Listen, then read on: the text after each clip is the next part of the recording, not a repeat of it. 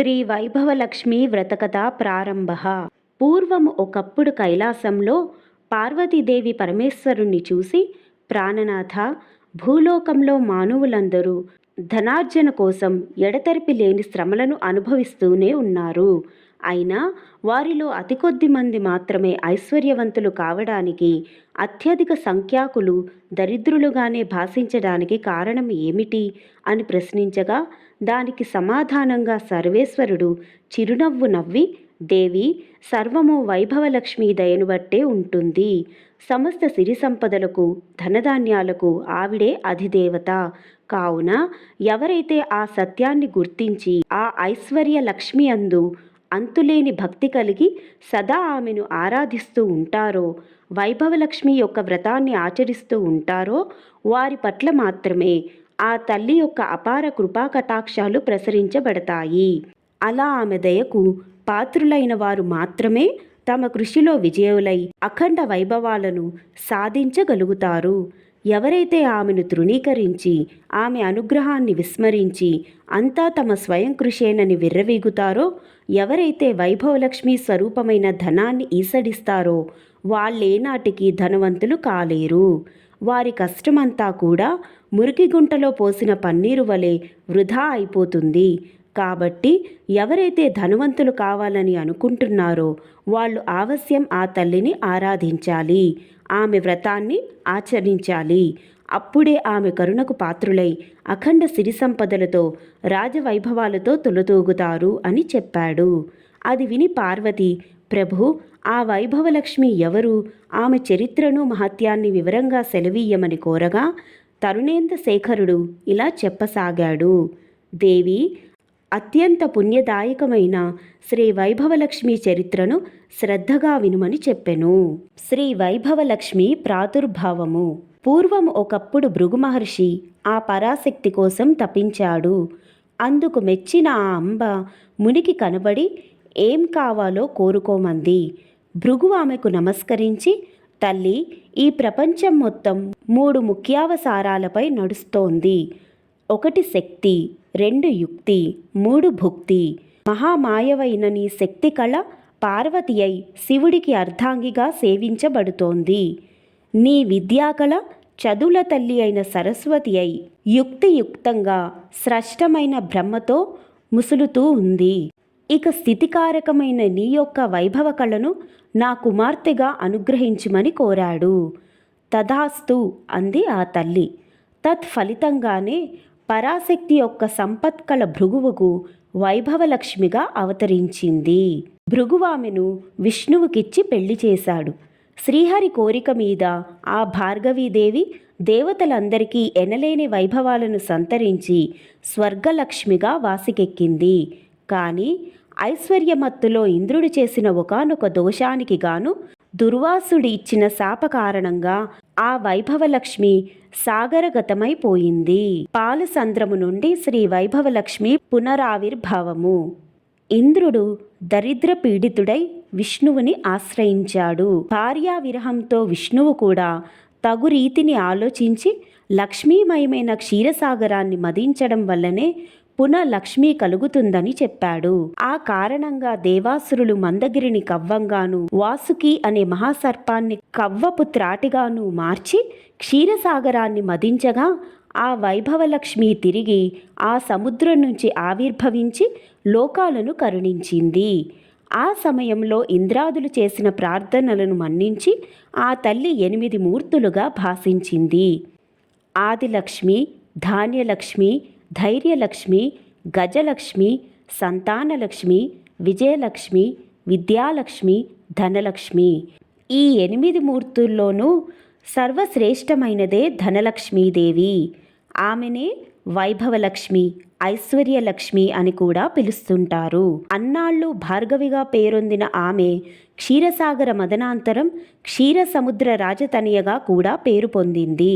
వైభవలక్ష్మి కోల్హాపురం ఏగుట. ఐశ్వర్యప్రదాయిని అయిన ఈ తల్లి మహా అభిమాని. ఆమె యందు రవ్వంత అపచారం జరిగినా మన్నించదు. అందుకొక ఉదాహరణ చెబుతాను విను. పూర్వము త్రిమూర్తుల్లో ఎవరు సాత్వికులో పరీక్షించేందుకు ఋషులందరూ కలిసి లక్ష్మీదేవి తండ్రి అయిన భృగువును నిర్దేశించారు. తత్కారణంగా భృగువు ముందుగా సత్యలోకానికి, తరువాత కైలాసానికి వెళ్ళి శివ బ్రహ్మలిరువురిని తిరస్కరించి వారిని వపించి చివరిగా వైకుంఠాన్ని చేరాడు. ఇక్కడ లక్ష్మీనారాయణులు ఇద్దరూ పాచికలాటలో ఉండిపోయి భృగువును గమనించనూ లేదు, మరియు ఆహ్వానించనూ లేదు. అందుకు ఆ ఋషి కోపించాడు. ఆ రమామాధవులిద్దరూ తనకు కూతురు అల్లుడు అవ్వటం వల్ల మరింత ఆగ్రహించి విష్ణువు యొక్క వక్షస్థలాన్ని తన్నాడు. అయినా విష్ణువు కోపించకుండా అతి శాంతంగా భృగువుని ఆరాధించి శాంతపరిచి పంపేశాడు. కానీ అందు నిమిత్తమై అమ్మవారు మాత్రం అలిగింది. తన నివాస స్థానమైన శ్రీహరి వక్షస్థలాన్ని తన్నిన భృగువు మీద, భృగువుని శిక్షించకుండా వదిలేసిన శ్రీహరి మీద కూడా అలిగి వైకుంఠాన్ని వదిలిపెట్టి వెళ్ళిపోయింది. స్వీయాభిమానం కోసం భర్తనైనా సరే వదులుకోగలదా తల్లి? అలాగని భక్తులను మాత్రం వదలదు సుమా. భక్తులంతా ఆమె బిడ్డలే కదా. బిడ్డల దోషాన్ని తల్లి క్షమిస్తుంది. ఆ విధంగా వైకుంఠాన్ని వదిలి భూలోకంలో తనని ఆరాధించే భక్తకోటిని ఉద్ధరించేందుకై కోల్హాపురం వేంచేసింది. శీల, సుశీల, గుణశీల, విశాలల కథ. పార్వతి భక్త సులభ, అత్యంత కరుణామయి అయిన ఆ తల్లి లీలనెన్ని చెప్పినా తనివి తీరవు. ఉదాహరణకు ఒక కథ చెబుతాను విను. చాలా కాలం పూర్వం ప్రతిష్టానుపురంలో శీల, సుశీల, గుణశీల, విశాలలనే నలుగురు అక్క చెల్లెళ్ళు ఉండేవారు. వైభవలక్ష్మి భక్తులైన ఆ నలుగురికి ఉన్న ఊరిలోనే ఉన్నత వంశ సంజాతులైన నలుగురు యువకులతో వివాహాలు జరిగాయి. ఈ పిల్లల అదృష్టమా అన్నట్టు వారి భర్తలు నలుగురు కూడా వివిధ వృత్తుల ద్వారా చక్కని సంపాదనలు కలిగి ఆస్తిపరులై ఆరోగ్యవంతులై విరాజిల్లేవారు. కానీ రాను రాను వారిలో అహంకారం పెరిగి దైవచింతన తగ్గింది. ఆ తల్లి అనుగ్రహాన్ని విస్మరించి అంతా తమ ప్రయోజకత్వమేనని అనుకున్నారు. మహాపండితుడైన శీల భర్తకు తన పాండిత్యం వల్లే ప్రపంచం తనని గౌరవిస్తోందనే గర్వం కలిగింది. ఇందులో లక్ష్మీదయ ఏముంది? నా నోట్లో విద్య ఉంది. ఎంత గొప్పవాళ్ళైనా నాకు డబ్బులిచ్చి సన్మానించక ఏం చేస్తారు అని భావించి అందరినీ నిర్లక్ష్యం చేయసాగాడు. ఎంతటి ధనువంతులైనా బలవంతులైనా తన విద్య ముందు బలాదూరేనని అన్నాడు. అందుకు ఆ తల్లి అలిగి అతనికి గుణపాఠం చెప్పాలనుకుంది. అంతటితో అతడి పాండిత్యానికి విలువ లేకుండా పోయి సంపాదన పడిపోయింది. సంపాదించినదంతా ఖర్చయిపోయింది. చివరికి చిరిగిన వస్త్రాలతో మిగిలాడు అతడు. అతని దరిద్రం అతన్ని సమాజానికి దూరంగా నెట్టేసింది. అతడి సంసారం మొత్తం ఆకలి దప్పులతో అల్లాడిపోసాగింది. రాజుగారి ఆస్థానంలో ఉపదళపతిగా ఉండే సుశీల భర్త ఒకానొక యుద్ధంలో అపూర్వ విజయం సాధించి రాజుచేత గౌరవించబడి అహంకారంతో తన బలం ముందు ప్రపంచమంతా దాసోహమేనని విర్రవీగాడు. తన ధనార్జనకి తన బలమే కారణమని అనుకున్నాడు. అందులో ఆ తల్లి ప్రమేయమే లేదు అన్నాడు. అందుకు కినిసిందా ఐశ్వర్యలక్ష్మి. అమ్మవారి దయ తప్పగానే అతడిలో గల సద్బుద్ధి నశించి దుర్బుద్ధి ఏర్పడింది. గొప్ప ధనవంతుడితో విరోధానికి దిగాడు. తాను కోరిన ధనం ఇయ్యకపోతే అతన్ని నాశనం చేస్తానన్నాడు. అందుకు భయపడిన ఆ ధనికుడు మహారాజుని ఆశ్రయించి సుశీల భర్త మీద మరిన్ని లేనిపోని విషయాలను కూడా నూరిపోసి తనను కాపాడమన్నాడు. రాజు వెంటనే తన సేనల్ని పిలిచి సుశీల భర్తను బంధించి తెమ్మన్నాడు. రాజభటులతో ఎంత దెబ్బలాడినా అతడు గెలవలేకపోయాడు. ఎంత బలవంతుడైతే ఏం లాభం? అనేక సైనికుల మధ్య ఇతడు ఒంటరివాడే కదా. పైగా దైవకృప తప్పిన మనిషి. న్యాయస్థానంలో రాజు అతన్ని విచారించి అతని ఆస్తిపాస్తులనన్నిటినీ స్వాధీనం చేసుకొని చెరసాల్లో బంధించాడు. ఈ విధంగా సుశీల కాపురం కష్టాల పాలయ్యింది. వ్యాపారస్తుడైన గుణశీల భర్త దైవానుగ్రహం కన్నా తన తెలివితేటల వ్యాపారంలో ముఖ్యమని, తన పెట్టుబడితో మాటకారితనంతో సంపాదించిందంతా దైవానుగ్రహమని అనుకోవడం మూర్ఖత్వమని భావించి దైవారాధనలను వగైరాలు మానేశాడు. అతడి తలపొగరు వల్ల సాటి వ్యాపారస్తులు సహకరించడం మానేశారు. వినియోగదారులు అతని వద్ద సరుకులు కొనడం తగ్గించారు. క్రమక్రమంగా అతని కుటుంబం దరిద్రంలో మునిగిపోయింది. ఇక ఆఖరిదైన విశాల పెనిమిటి చాలా మంచివాడే, కానీ అధిక సంపాదన వల్ల స్నేహాలు పెరిగాయి. అందున చెడు స్నేహాలు మరిగాడు. కష్టపడి సంపాదించిన దాంతో సుఖపడాలే గాని పూజలు వ్రతాలు అంటూ ఖర్చు చేయడం వ్యర్థమని అనుకున్నాడు. అందువల్ల చెడు మిత్రులతో కలిసి దుర్వ్యసనాల పాలైనాడు. మద్యపానం, వ్యభిచారం, జూదం మొదలైన వాటిల్లో కూరుకుపోయాడు. కణకణంగా సంపాదిస్తే కలిమి కలుగుతుంది గాని క్షణం క్షణం ఇలా ఖర్చు పెడితే ఖజానాలైనా నిలువవు కదా. ఆ కారణంగానే అతడు దరిద్రుడైనాడు. వ్యసనాపరంగా అప్పుల పాలైనాడు. రుణదాతల పీడ, పేదరికపు బాధ, వదులుకోలేని వ్యసనాలతో దుర్మార్గుడై భార్య అయిన విశాలను కూడా చీటికి మాటికి హింసిస్తూ ఉండేవాడు. అయినా ఆ నలుగురు అక్కచెల్లెళ్ళు మాత్రం ఎప్పటికైనా ఆ జగన్మాత తమను అనుగ్రహిస్తుందని, తన భర్తలను మంచిదారిలో పెట్టి తన పూర్వ వైభవాలను తమకు ప్రసాదిస్తుందని నమ్మేవారు. తాము పస్తులున్నా పర్వాలేదు, తమ బిడ్డలకైనా రవ్వంత ఆహారం ప్రసాదించమని పదే పదే ఆ అమ్మవారిని ప్రార్థించేవారు. వారి మొరలను ఆలకించింది ఆ లక్ష్మీదేవి. అయితే ఎంత అవ్యాజానుగ్రహం గల తల్లైనా దేన్ని నిర్వ్యాజంగా ప్రసాదించదు గదా. అందుకే ఒకనాడు నలుగురు సోదరీమణులు కలిసి తనను ప్రార్థిస్తున్న శుభ సందర్భంలో అమ్మవారు వృద్ధ స్త్రీ రూపంలో వారిని పలకరించి ఇలా చెప్పింది. పిల్లలు, మీ భక్తి ప్రపత్తుల్ని చూస్తుంటే నాకు చాలా ఆనందంగా ఉంది. ఏ వైభవలక్ష్మి అనుగ్రహానికై మీరింత విపరీతంగా ఆవేదన పడుతున్నారో ఆ వైభవలక్ష్మి ప్రసాదం అంత త్వరితంగా సిద్ధించే మార్గం చెబుతాను. తక్షణమే మీరు నలుగురు మీ మీ ఇళ్లల్లో వైభవలక్ష్మి వ్రతం చెయ్యండి. అవ్వ చెప్పినదంతా విన్న అక్కా చెల్లెళ్ళు అత్యంత ఆనందాతిరేక హృదయులై, అయితే అవ్వ, ఇంతవరకు ఈ వ్రతాన్ని ఎలా చెయ్యాలి? ప్రస్తుతం మేము అత్యంత దారిద్ర్యంలో ఉన్నాం కదా, ఆ వ్రతానికి ఎంత ఖర్చు అవుతుంది అని ప్రశ్నించారు. అందుకు ఆ వృద్ధ స్వరూపిణి అయిన అమ్మవారు దయాపూరితమైన దరహాసం చేస్తూ ఇలా చెప్పసాగింది. అమ్మవారు స్వయంగా చెప్పిన శ్రీ వైభవలక్ష్మి వ్రత విధానం. ఇదేమీ ఖర్చుతో కూడుకున్న వ్యవహారం కాదు.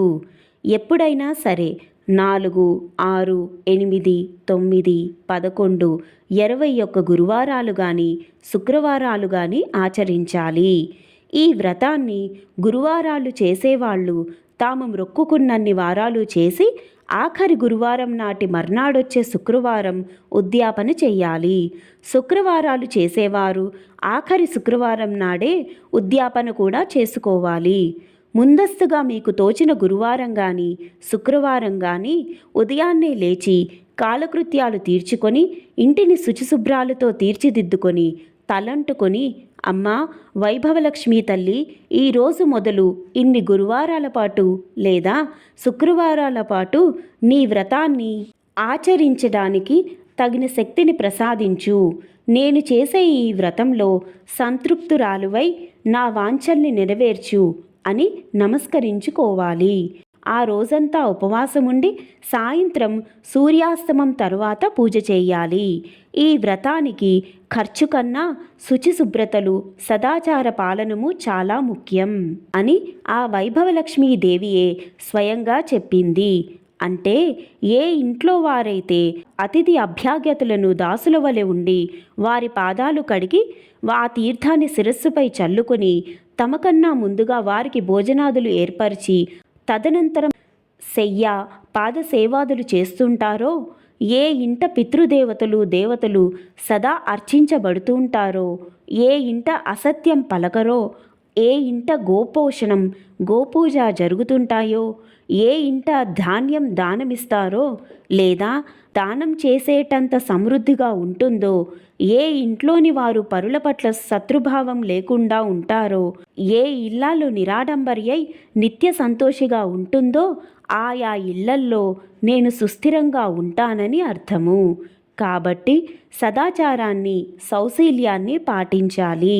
ఇక పూజ ప్రారంభించాల్సిన సాయంత్రం సూర్యాస్తమం తరువాత తూర్పు లేదా ఈశాన్య గదిలో శుభ్రంగా అలికి పంచవర్ణాలతో గాని బియ్యపు పిండితో గాని అష్టదళ పద్మాలు మొదలైన ముగ్గుల్ని పెట్టి వాటి మీద నూతన వస్త్రాన్ని చతురస్రంగా పరిచి దాని మీద తగినన్ని బియ్యం పోసి చతురస్రంగా నెరిపి దాని మీద బంగారు, వెండి, రాగి చెంబును కలసంగా పెట్టి అందులో 4 వైపులా 4 తమలపాకులను గాని లేదా 4 మామిడి రొబ్బలను గాని ఉంచాలి. వాటి మీద ఒక కొబ్బరికాయను, దాని మీద ఒక రవికల గుడ్డను ఏర్పరిచి తరువాత ఎర్రని పువ్వుని పాత్రలో ఉంచి అందులో ఒక బంగారు లేదా వెండి నగను ఉంచాలి. అందుకు కూడా శక్తి లేని వాళ్ళు ఆ సమయానికి చెలామణిలో ఉన్న ద్రవ్యం యొక్క నాణాన్ని అయినా ఉంచాలి. నేతితో దీపాన్ని వెలిగించి అగరవత్తులతో ధూపం వెయ్యాలి. అమ్మాయిలు అమ్మవారికి లక్ష్మీ గణపతి అన్నా శ్రీచక్రం అన్నా చాలా ఇష్టం. కాబట్టి ముందుగా లక్ష్మీ గణపతిని, శ్రీచక్రాన్ని పూజించి అనంతరమే అమ్మవారిని పూజించాలి. పూజలో తీపి పదార్థాన్ని నివేదన చెయ్యాలి. అన్నట్టు ఈ పూజలో వెండి, బంగారం లేని పక్షంలో పసుపు కొమ్ముల్ని కూడా ఉంచి పూజించవచ్చును. పూజలోకి తీపి పదార్థాన్ని చేయలేని వాళ్ళు బెల్లం, పటిక బెల్లం, పంచదారలను కూడా నివేదించవచ్చును. ఏదైనా నలుగురికి పంచగలగాలి. పూజానంతరం బంగారు లేక వెండి లేక రాగి రూపాయి నాణ్యాన్ని భద్రపరచాలి. కలశంలోని నీటిని సంతానాన్ని కోరేవారు మామిడి చెట్టు మొదల్లోనూ, సౌభాగ్యాన్ని కోరేవారు తులసి చెట్టు మొదల్లోనూ, అనుకూల దాంపత్యాది విషయాలను కోరేవారు మల్లె మొదలైన మంచి పూల చెట్ల మొదల్లోనూ పోయాలి. కేవలం ధనకాంక్ష కలవారు ఆ నీటిని తాము మాత్రమే స్వీకరించాలి. తాము మాత్రమే అంటే దంపతులు స్వీకరించాలి. మండపం మీద బియ్యాన్ని పక్షులకు వేయాలి. మ్రొక్కుకున్న వారాల తర్వాత వచ్చే వారం అంటే ఆఖరి శుక్రవారం నాడు ఉద్యాపన చెయ్యాలి.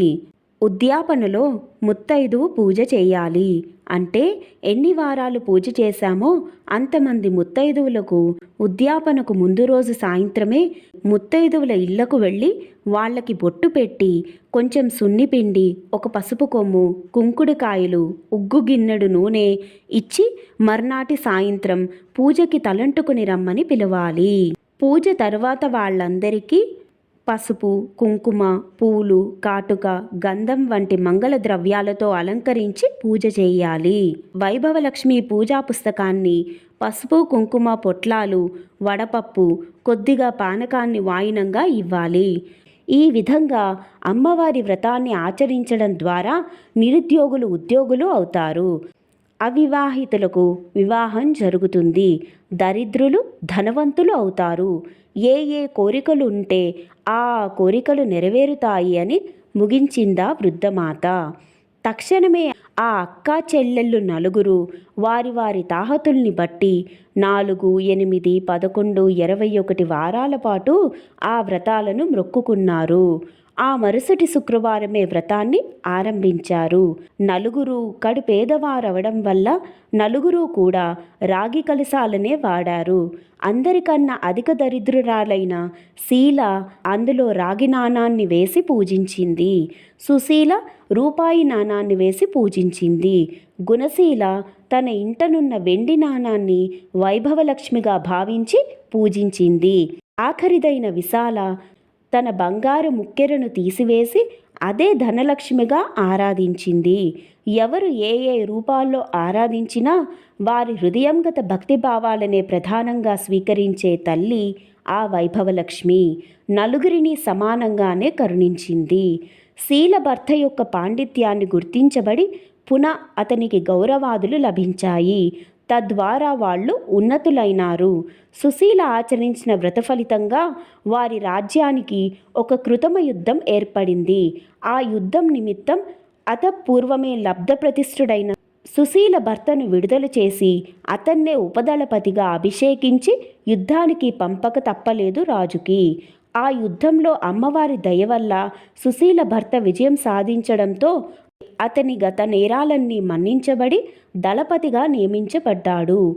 ఆ విధంగా సుశీల కుటుంబం బయటపడింది. ఆకస్మికంగా ఏర్పడిన వ్యాపారంలోని మార్పుల వల్ల కొన్ని ప్రత్యేకమైన దినుసులు ఎగుమతి దిగుమతుల విషయంలో గుణశీల భర్త వ్యాపారి వెలుగులోకి వచ్చాడు. ఇతర వ్యాపారస్తులందరూ అతన్నే ఆశ్రయించారు. సహజంగానే వ్యాపారైన గుణశీల భర్త వచ్చిన అవకాశాన్ని ఉపయోగించుకున్నాడు. తద్వారా వారి కుటుంబం పూర్వ వైభవాన్ని పొందింది. ఇక ఆఖరిదైన విశాల వ్రతారంభం చేసింది మొదలు అమ్మవారి కరుణాప్రసాదం ప్రారంభమైపోయింది. ఆమె భర్త వారం విడిచి వారంగా వ్యభిచారం, జూదం, మద్యపానం వంటి వ్యసనాలన్నిటినీ మానుకున్నాడు. తన భార్యా పిల్లల పట్ల ప్రత్యేక శ్రద్ధతో యథాపూర్వకంగా సుఖించసాగాడు. కాబట్టి స్త్రీలు గాని పురుషులు గాని ఆబాల గోపాలమెవరు తనను పూజించినా సరే తక్షణమే కరుణించి ఉద్ధరించే తల్లి వైభవలక్ష్మి.